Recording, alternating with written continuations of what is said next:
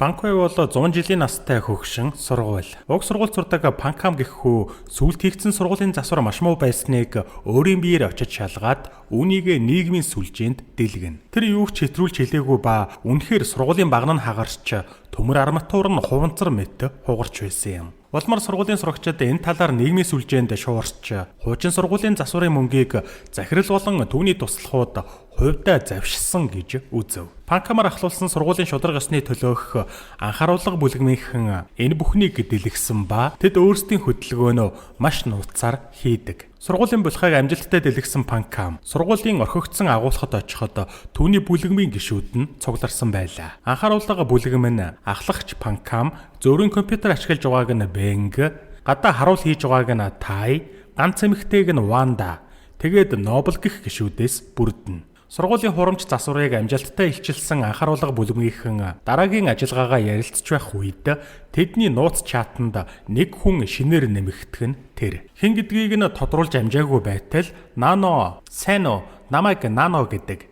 Танай үйлчлэгт нэгдмээр байна" гэсээр агуулгын нөгөө булангаас нь гарч ирэв. Анхааруулга бүлэмгийнхэн түүнийг огт танихгүй бас мэдэхгүй. Харин Нано тэдний талаар сайн мэдэж байгаа нь илт. Энэ үед гадаа харуул гарч байсан Тай захирлын гар хөлөөдүүлэх хөвгүүдийн скаутуудыг олж харлаа. Тэд сургуулиар эргүүл хийж явж байхдаа Тайг харсан даруйда шууд л түүн дээр ирж түүнийг дээрлэхэж эхэллээ. Скаутуудын цамцны ханцууд байх тэр нэгэн тэмдэг нилээд их хэрэг мэдлийг хөвгүүд дөгдөг ба энэ удаад скаутууд зүгээр ч нэг эргүүл хийх биш захирлын тушаалаар сургуулийн засварын асуудлыг дэлгэсэн сурагчдыг хайж байгаа нь энэ. Тай өөрийгөө өмөөрч тэдний өөдөөс босох үед хөвгүүдийн скаутуудын ахлах Поти агуулгаас чимээ гарч байгааг сонсоод Тайг тоолгүй агуулгыг сонжино. Энэ үед өөрсдөө баригдахна гэж айсан анхааруулгынхан сандралдах үедээ санамсруугийн зүлэгний хайч унгаах ба хайч унахдаа Нобелийн хөлдөн зоогдох нь тэр. Тэд баригдахна цаг хугацааны асуудал болж эхлэхэд азар өөр газар октын орилдох чимээ гарснаар хөвгүүдийн скаутууд агуулгыг орхин явцгаана. Энэ удаад аюулгүй өнгөрсөн анхааруулга бүлэмгийнхэн хөлн дээрээ хайч зоолгосон Ноблыг агуулхаас гаргав. Тэд Наног хизээ хаанаас гараад ирсэн хэн болохыг нь мэдэхгүй нэгнээсээ асуусаар. Нано анхааруулга бүлэгмийн гишүүд сургуулийн захиргаа чанаргүй засвар хийсэн гэх мэдээг дэлгэсэн гэдгийг нь мэдж байх ба надад нэг төлөвлөгөө байна. Би та нарт туслана гэж хэлээд орхиж явна. Хөвгүүдийн скаутууд октын чарлах зүгт очиход өнөөх дөнгөж засвар хийгдсэн сургуулийнх нь хаягны нэг үсэг нь хүний дээр унаад гэмтээчихсэн байв. Сургуулийн баг нь цуурсаар л засвар хийгдсэн сургуульд хичээл ороход 24 өдөр үлдлээ. Сургуулийн үсэг унаж хүн гэмтээсэн асуудлаас болж улаан үст сургуулийн захирал маш их ууртай байв. Гэхдээ хүн гэмтэж бэрцэнд нь бус тэдний хямд төсвөр аргалаад өнгөрсөн сургуулийн засварыг анхааруулга бүлэгмийн хүүхдүүд сургууль даяараа тарааж байгаа нь л түүний уурыг хүргэнэ. Захирлын гар хөлөөд болох багш нар мөн орлогч Каянч анхааруулга бүлэгмийг илрүүлж чадахгүй байсан болохоор захирал өөрт нь анхааруулга бүлэгмийн талаарх мэдээллийг илгээсэн шин сурагчийг уг асуудлыг шийдэх ахлахаар томилсон нь мэдээж Нано. Орлогч Кай анхааруулга бүлэгмийг зүгээр л баримтгүй мэдээ тараагчд хэмээн байр сууриа хадгалах гэхэд захирал үнэн худал нь хамаагүй тэдний үг сурагч нарт хүрээд байна гэж хариулаад Кай орлогчийг хөгширсөн гэж доромжлов. Цамцны захан дээрээ шин тэмдэг хадуулах Нано одооноос захирлын шин зөвлөгч боллоо. Түүнд тархсан багш нар Нанод тал засаж өөрсөддөө уруулах гэхэд Нано багш нарыг хэрэгцээгүй амьтад хэмээн үл тоон. Харин Кай орлогч Нанотой харьцахдаа түүнийг ятгах бус ухаантай гэдгийг нь онцлоод одооноос Наногийн захиралд мэдээлэх мэдээ юу ч байсан тэрийг нь Кай орлогч төрүүлж мэдмээр байгаагаа хэлв. Наноч дургуутсангүй. Кай орлогч анхааруулга бүлэгмийн дэлгээд байгаа асуудлыг яаж дарах гэж байгааг нь Наногоос асуухад Нано хуруугаараа хацраад огшиж байгаад нэг арга сэдсэн нь сургуулийн хамгийн алдартай ижил хүйстэн хосууд болох BBTT хоёрын салсан гэх мэдээг цацах. Энэ мэдээ тэр дороо сургуулийн засварын асуудлыг намжаах ба сурагч болгон зөвхөн хосуудын талаар л амуралдан ярилцаж эхлэв. Панкам цамцны захан дээрээ тэмдэгтэй болсон Нанотой уулзахад Нано би чамд надад төлөвлөгөө байгаа гэж хэлсэн шүү дээ. Би одоо захирлын зөвлөх нь болсон. Анхааруулга бүлэгмийн хэн нь над шиг ийм гүнд шургаж чадсан юм гэв. Панкам хэсэг бодсны эцэст Наннод итгэхээр шийднэ. Нанно явахаас өмнө тугны шонг анзаар гэж хэлв. Засвар хийгдсэн сургуульд хичээл ороход 23 өдөр үлдлээ. Баг нь цуурсаар л. Сурагчид сургуулийн тугийг мандуулах ёслол хийж байтал гинэт тугны шон эвдэрч сургуулийн туг шатах нь тэр. Панкам тугны шонг анзаар гэж Нанногийн хэлсүүгийг санаж байсан болохоор энэ явдлыг ашиглаж сурагчдыг эргээд сургуулийн засварын асуудал руу чиглүүлж чадна. Ингэснээр анхааруулга бүлэгмийн суртал ухуулга эргээд голдролдоо орлоо. Энэ үед Кай орлогч Наннотой шатар нүүн суун. Тэдний ярилцсан яриа нь бүхэл учрыг тайлах мэт. Кай орлогч ихэндээ Нанног эвдрэлтэй шонгийн мэдээллийг анхааруулга бүлэгмийнхэнд өгсөн байх гэж яриагаа эхлүүлэх гэсэн боловч Нанно зөрүүлээд Кай орлогчийг 100 жилийн настай сургуулийн засварыг хариуцаж авсан гол хүн нь гэдгийг бас засварыг хийсэн компани нь Кай орлогчийн эхнэрийн компани байсан гэдгийг нь хэлв. Кай орлогч 50 байх гэж хичээн шатраа үргэлжлүүлэн нүүхтэй итгэдэг хүмүүстэй л энэ ажлыг даалгасан юм гэлээ. Барилгын засварт ашиглагдах мөнгнөөс захирал тодорхой хэмжээнд идсэн. Кай орлогч ч гэсэн тэндээс нь идсэн.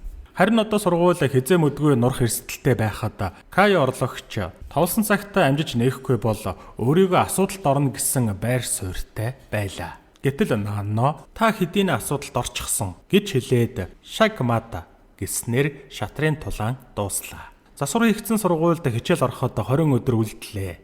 Баг нь цуурсаар л. Сургуулийн сошиал хуудсанд нэгэн шууд дамжуулалт эхлэнэ. Тэр нь түрүүхэн тугны шон шатсан гэмтлийг зориуд хэнэгэн нь сэдэж хийсэн талаар байлаа. Сургуулийн бүх сурагчид уг шууд дамжуулалтыг үзэжсэн ба мэрэгжилтэн энэ хорлон сүтгэх ажиллагааг хийсэн хүмүүс бол Эднар гээд анхааруулга бүлэгмийнхний логог үзүүлв. Ингээд анхааруулга бүлэгмийнхэн сургуулийн ялзраад авилгалыг илчлэгсэд бус хорлон сүтгэгчд болж хувирна. Тэд яах эсхэ мэдэхгүй орхигдсон ангид сууж байхад Нанно хөвгүүдийн скаутуудыг дагуулсаар тэднийг барихаар ирж байгааг Ванда олж харна. Тэд аргагүй эрхэнд цонхоор гарч зогтоох хэрэгтэй болсон боловч Нобл хөлний бэртэлтэй дээр нь таягтай тул зогтааж чадсангүй. Түүнийг ганцаарнг нь үлдээхгүй тулд тааяч бас үлдэж бусд нь зогтаацгаав. Өдөр нь сургуулийн захиргаа хордон сүтгэгч анхааруулга бүлэгмийн 2 гишүүнийг бүх сурагчдын өмнө шүүцгээн. Захирал 100 жилийн түүхтэй сургуулийг нурна гэж сурагчдын сэтгэл зүйд нөлөөлсөн хуурамч мэдээлэл затсан тугны шонг гэмтээсэн гээд Тайнобл хоёрыг сургуулаас хөөхөд хангалттай шалтгаан байгаа гэв. Захирал баталгаа болгож барилгын засварыг хийсэн инженерийн бичлэгийг тоглоулахад инженер засвар стандартын дагуу маш сайн хийгдсэн. Сургуулийн баг нь цуурсан гэх мэдээлэл хуурамч хэмээн өөрийн амаар баталлаа. Захирал сурагчдыг итгүүлснийхээ дараа Тайнобл хоёрт бусад гишүүдэд зааж өгвөл сургуулаас хөөхгүй гэх шаардлага тавина. Тай зориг болон бүлэгтээ үнэнч байх бол Нобл хөөгдөн гэхээс маш их айв. Сурагчид болон багш нараа үлдсэн гишүүдийг заа гэж тулгахад Нобл удаан бодож байсны эцэст заалаа. Гэхдээ өөрсдийнхөө бус хөвгүүдийн скаутуудын ахлах Поттерөө заах нь тэр. Нобл Поттерөө заасныхаа дараа тачхинд л инээгээд авилгатайгаа ялзар анхааруулга бүлгэм үүрд гэж орилов. Хэдий тэд хөөгдсөн ч Тайнобл хоёр сэтгэл ханамж дүүрэн байлаа. Засвар хийгдсэн сургуульд хичээл ороход 19 өдөр үлдлээ. Баг нь цуурсаар сүүлдээ хүний нүдэнд ил харагдах хэмжээнд хүрчээ. Гуруулхнаа үлдсэн анхааруулга бүлгэм сэтгэл санаагаар маш их унаж, дээр нь маш бага уулзалдаж байв. Ялангуяа Бэнг хөөгдөх юм бол аав намайг ална гэд маш их айж байгаагаа Панкамд хэлэхэд Панкам тэртээ тэргүй сургууль нурах юм бол бид бүгд өхөн шүү дээ гэж хариулна. Бэнг ирээдүгээ нурахгүй мэддэхгүй сургууль дүрмээргүй байгаагаа хэлэхэд Панкам хүсвэл хизээт ч бүлэгмээ орхиж болно хэмээн зөвшөөрөв. Анхааруулга бүлгэм тохирсон цагтаа хаалттай интернет кафед уулзалтаа зохион байгуулахад Бэнг бүлэгмээ орхилгүй уулзалтандаа ирнэ. Тэд асуудлаа ярилцах гэж байхад сандал жахрах чимээ гарав. Гайхсан гурав интернет кафег гүйлгээд харахад Нанно кейборд балавсаар босч ирлээ. Ванда Бэнг хоёр Нанног Панкамыг авчирсан гэж бодоход Панкам түүнийг дуудаагүй гэдгээ илэрхийлнэ.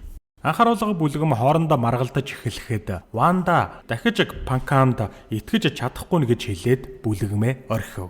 Нанногоос болж хоёр нь хөөгдсөн болохоор Панкам ч гэсэн үүнд буруутай гэж Ванда бодож байлаа. Вандаг явсны дараа Нанно чамд үзүүлэх зүйл байна хэмээн Панкамд хэлв. Бэнг Панкам хоёр Нанногийн үзүүлэх бичлэгийг харахад үүн дээр нь сургуулийн захиргаа хуурамч бичлэг сурагчдад үзүүлсэн нь харагдана. Нобел Тай хоёрыг хөөгддөг өдөр захирлын үзүүлсэн бичлэгэн дээрх засварын инженер нь үнэн хэрэгтээ хөвгүүдийн скаутуудын ахлах Поти байсан ба түүний нүрийг deepfake ашиглаж өөрчилсөн байлаа. Мөн энэ үед нь орлогч Кай зааварчилгаа өгч байгаа харагдана. Панкам яаж энэ бичлэгийг хийснийг нь асуухад Нанно энэ өрөөнд нуугдаж байхад та нар мэдээгүй шиг би тэр үед тэр өрөөнд нь нуугдаж байсан юм гэж хариулав. Нанно бичлэгийг Бэнг Панкам хоёр руу илгээгээд наад бичлэгээ тараах юм бол сургуулийн захиргаа сүрэх болно гэж хэлээд нүдээ ирэмчгээд явчихна. Панкам Бэнг хоёрч цагаалталгүй бичлэгийг тарав. Дээр нь нэмээд сургуулийн барилгын цувралт нүдэнд ил болсныг ч багтаалаа. Бүх сурагчдын анхаарал буцаад л сургуулийн хуурамч засвар болон орлогч Кай дээр төвлөрч эхэллээ. Кай ямар ч байсан ил харагдах цувралтыг аргалахаар шийдэж Нанногоос тусламж хүсэн хандхад Нанно олонний анхаарлыг эргээд салсан хосууд болох Биби Тэтэ хоёрын хэрэгээр намжаав. Энэ удаад хосуудад хэн нэг нь харшид хийсэн болохоор тэд салцгаасан гэж өөрчилсөн ба тэдний үерхэлд дуртай байсан сургуулийн сурагчид хосуудад яаж туслах талаар хэлэлцэж эхлэв. Энэ үед Нанно 100 жилийн түүхтэй баган дээр олон өнгийн давуу уйх юм бол хүсэл биелдэг гэх 100 яриа тараах ба маргааш нь л гэхэд өнөөх илт цувралттай болсон сургуулийн баг нь олон өнгийн давуугаар орогдсон байлаа. Панкам нүдэнд ч итгэсэнгүй. Хэн ч харсан ойлгомжтой багны цувралт одоо байхгүй болох нь тэр. Гэсэн хэдий ч барилга тэр чихтэй цуурсаар. Юу ч хийсэн нэмэргүйг ойлгосон Панкам бараг л бууж өгнө. Тэрээр Вандатай уулзах үедээ магадгүй энэ барилга үнэхээр бат бөх байх гэж хэлээд олон удаа анхааруулсан ч тэр болгонд тэр асуудал нь намжиж байсан тул Панкам цаашид үргэлжлүүлэхээ болохоор шийдлээ. Засвар хийгдсэн сургуульд хичээл орох өдөр сургуулийн бүх баг нь чичирч эхлэв. Сургуулийн сурагчид цуглаж шинэхэн мэт засвар хийгдсэн 100 жилийн настай сургуулийнхаа нээлтэнд ирцгэн. Багш ажилчид болсон болоогүй нээлтийн үгс хэлсний дараа захирал улаан туу цайжилж сургууль албан ёсоор нээгдлээ. Зүүн гар талаас эхлээд сурагчид анги руугаа орох болоход энэ үед Панкамын дотор маш их айдас хуралдана. Яг л ямар нэгэн зүйл болох гэж байгаа. Яг л тийм мэдрэмж. Тэр бусаддаа анхааруулах ёстой ч бүхэл хугацаанд түүний хичээл зүтгэл талаар болсон. Панкам ийн бодлогоширч байх үед чихэнд нь Нанногийн шивнээ сонсогдов. Яг одоо Панкам барилга аль хэдийн нурж эхэлж байсан болохоор Панкам өнөөх алдартай салсан хосуудын нэг болох Бибигийн гарнаас нь хөтлөөд алхаж эхлэнэ. Гэтэл сургууль руугаа орох гэж түлээж байсан сурагчид хэрэгт дурлан араас нь дагав. Захирал орлогч багш нараа шинэ өрөөтөөгөө танилцж байхад сургуулийн гадна Панкам Бибигээс яагаад Instagram дээрх зургуудаа устгасан юм хэмээн шал далийн асуулт асуув. Үнийг харсан Бэнг Ванда хоёрч гайхав. Панкам Тэтэ чамайг уурлуулах юу хийсэн юм гэхэд Биби Тэтэ чамайг явуулсан юм уу гэж асуув. Панкам албаар түүнийг дүлхэж асуултанд хариул гэж шаардахад Тэтэ өөрөө хурч ирээд Панкамыг дүлхэж унгаах нь тэр. Үүний дараа Тэтэ Бибигээс уучлалтгүйн эргээд нийлж болох уу гэж асууснаар энэ мэдээ гэрлийн хурдаар дарахж сургууль руу аль хэдийн орчихсон сурагчид хүртэл уг явдлыг нүдэрэ харахаар буцаад гүйцэтгэн. Бүх сурагчид сургуулиас гарах үедээ зэрэгцсэн Биби эргэж нийлхийг зөвшөөрч хосууд тэврэлдэв. Үүнтэй зэрэгцсэн сургуульч жижигрээ өгөн нурж эхлэх ба энэ үед захирлын өрөөнд байсан захирал орлогч багш нар анхудаа жижигрээг мэдрэнэ. Захирлын нохойн хүртэл сургууль нурах гэж байгааг мэдрээд хилээ унжуулан сургуулийн үүдийг чиглэн гүйв. Захирал орлогч Каяас энэ байшин аюулгүй үсттэй гэж асуулаа. Харин орлогч Кай нэмсэглээд тийм ээ гэж хариулснаар тэд бүгдээрээ сургуулийн нуранганд дарагдаж үхцгээх нь тэр. Сургууль тэр чихтэй балгас болоход Нанно захирлын нохойг тэрвэрсээр алхаж ирнэ. Нанно нохойг Панкамд өгөөд одоо надад талархаж байна уу? Би ч гэсэн чиний хамтралд талархаж байна гэж хэлээд алхаж одов. Харин анхааруулга бүлгэм Нанног явахыг харж зогсохоос өөр хийх зүйл байсангүй. Энтх асуудлаа гүйцээсэн Нанно хэсэг алхаж байгаад одоо юу хийх вэ гэсэн байдалтай хуруугаараа хацраа тогшиж байгаагаар 5 дугаар анги төгсдөг.